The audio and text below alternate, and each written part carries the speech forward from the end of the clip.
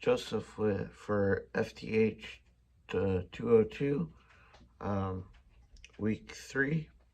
Um, go over some parts of some major components and what kind of failures they could cause with some issues, and a barrel twist rate measurement. So right here we have the revolver. Um, it's free and clear of ammunition. I have the side plate taken out already. No ammo in here, obviously, and there's no ammo on the in the workspace. So here we see the revolver with the side plate taken off. The first one right here, which goes up to here, is a cylinder stop. Now, if that's damaged or worn down up here in this area, it would cause a failure to cycle or failure to lock and unlock, because mostly lock, because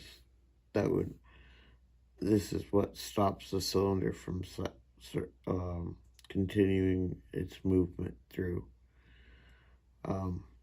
The hammer strut, if that becomes damaged, or the main spring right here becomes broken or damaged as well, or worn out, could be a failure to fire, as it won't have enough power to have the hammer itself to move forward.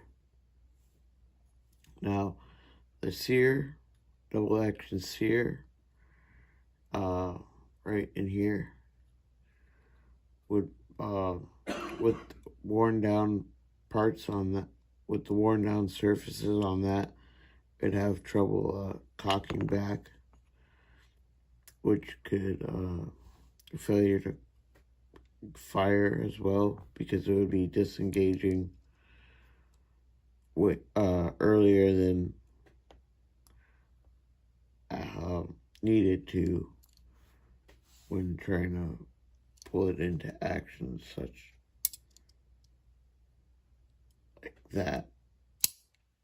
It would disengage before the hammer is fully backed, which would cause the hammer to fall before the transfer bar was up in front of that firing pin to transfer the momentum to the firing pin. The hand, if that's worn out, would cause a failure to cycle, as it won't grab onto the back part of these right here and move that cylinder around. So next we're going to go into the barrel twist rate. So for doing the barrel twist rate, you're going to need a few things. You're going to need a cleaning rod with a patch jag on it, a patch. I'm using the Real Avid Bore Max jag set because it allows a good tight fit.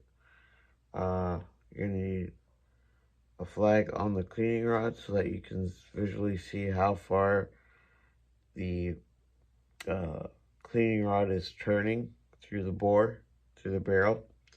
And you're going to need some marking device like a Sharpie or wax pencil so that you can mark the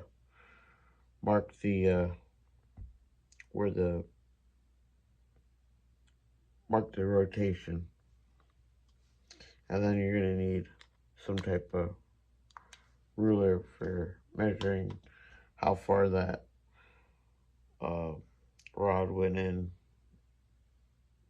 before it protruded. Another thing to note is that you're going to really want to clean out the barrel of that so that you can get good engagement on the grooves in there. I just used some Real Avid both bore foam on it. So let's get into it. Put that patch on the drag.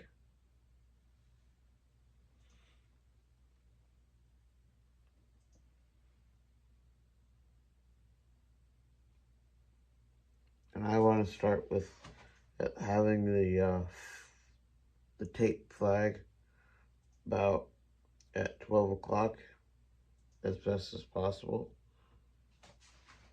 And then going to move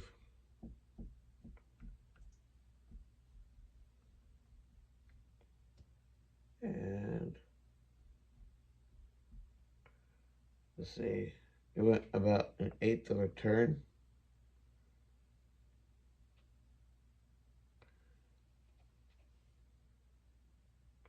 You're gonna mark it.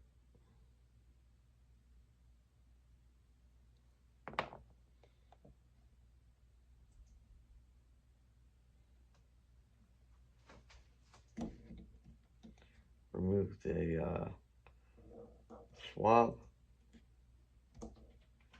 Pull that back through.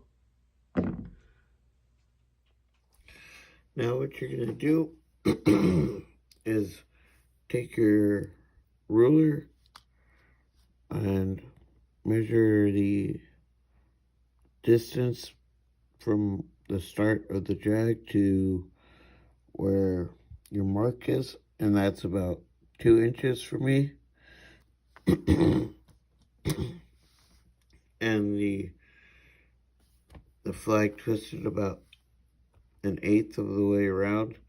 So I would say you would take that 2 inches times the 8 and get about 16, and which is pretty close to what Taurus has on their website for the twist rate, which is they said it was 1 in 16.5 ratio, so pretty close.